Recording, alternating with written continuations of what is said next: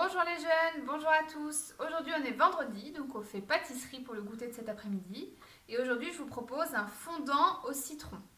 Donc c'est une recette qu'on a déjà fait à l'IME, qui est beaucoup appréciée.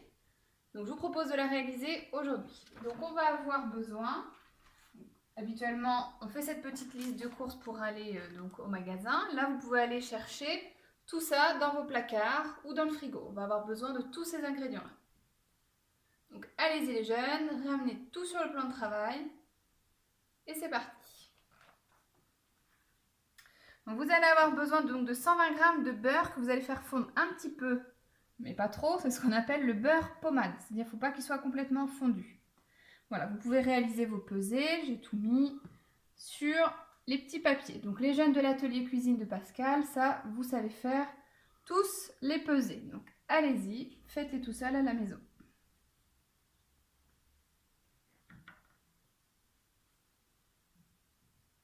Pour commencer, je vais ranger un petit peu. On va mettre le beurre avec le sucre.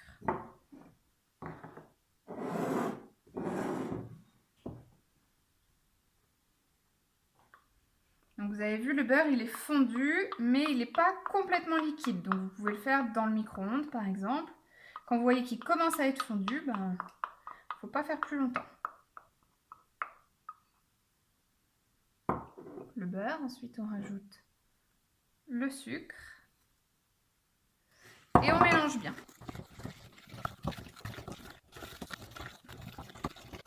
On va pouvoir ajouter nos œufs et on mélange de nouveau.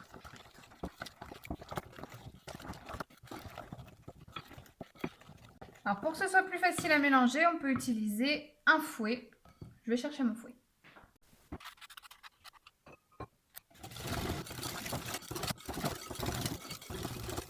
Donc vous avez vu avec le fouet, ça se mélange mieux.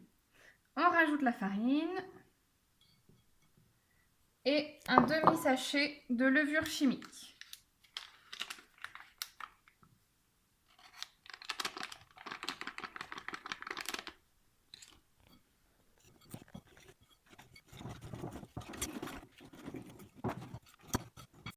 Vous allez pouvoir allumer votre four à 180 degrés.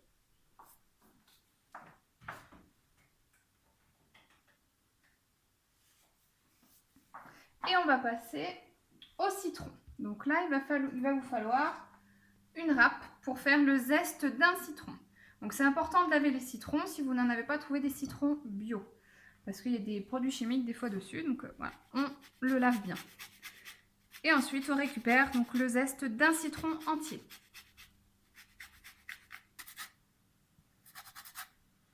Voilà, j'ai enlevé tout le zeste. Hop, je remets bien tout dans le saladier.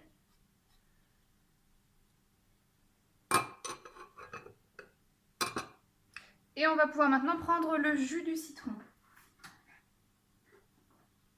Donc on coupe le citron en deux.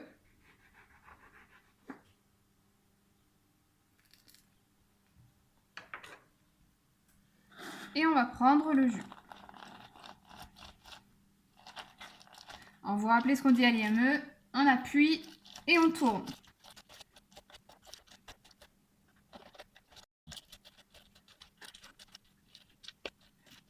Voilà.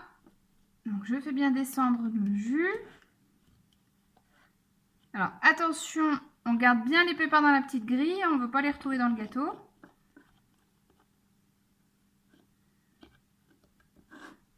Et on va verser le jus dans notre préparation. Alors pour pas que les pépins tombent, pour être sûr, on peut mettre sa main ici. Voilà. On mélange.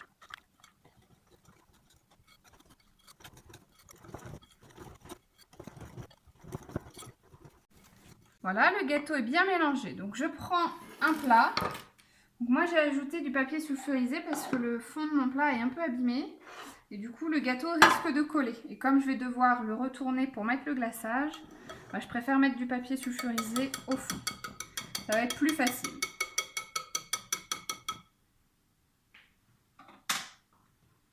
Donc maintenant, on met la préparation dans le plat.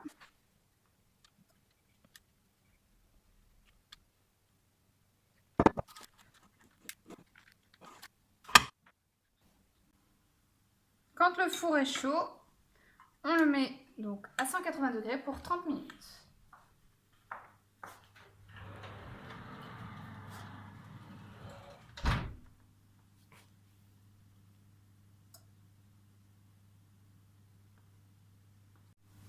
Pendant que le gâteau cuit, on va pouvoir préparer le glaçage. Parce que donc c'est un gâteau que l'on va pouvoir donc, glacer avec du sucre glace et avec du citron. Une première fois quand il sortira du four et que le gâteau sera bien chaud.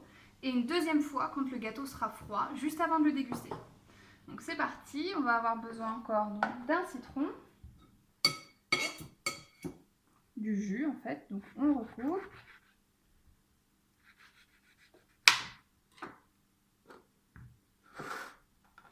Donc là, il y a 150 g de sucre glace, comme je vous l'ai dit au début de la recette. Et on va y mettre donc 4 cuillères à soupe de jus de citron dans le sucre glace. Une. Deux. Trois.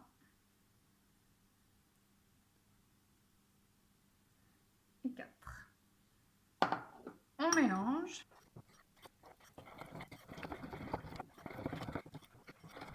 Voilà, le glaçage est prêt, il est coulant, fondant, pas trop épais.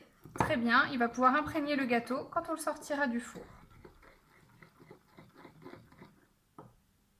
Donc là, je vais enlever le gâteau du four. Alors, je l'ai enlevé 5 minutes avant la fin du temps de cuisson parce que vous voyez, il est déjà bien doré.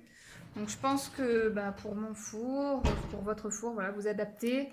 Normalement, c'est 30 minutes, mais là, ça a l'air suffisant. Donc, on pose un plat de service dessus. Donc là, faites bien attention les jeunes parce que c'est très chaud et c'est un peu dangereux quand même. Donc, vous pouvez demander l'aide de vos parents. C'est peut-être plus prudent. En tout cas, ne vous brûlez pas.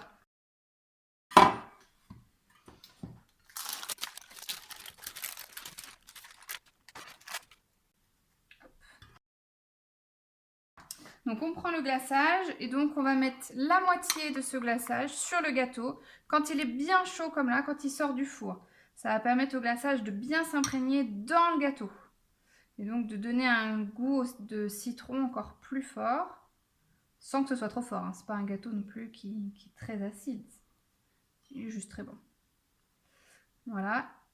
On laisse bien s'imprégner.